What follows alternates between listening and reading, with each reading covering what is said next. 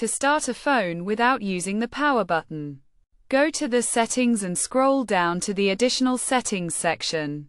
From there, select accessibility and ensure the accessibility menu is turned on. Once enabled, an accessibility icon will appear at the bottom right corner of the screen. Clicking on this icon will reveal various accessibility tools, including the power button.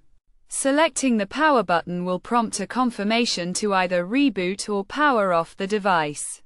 This method allows users to turn their phone on or off using only the screen, which can be helpful if the power button is no longer functioning.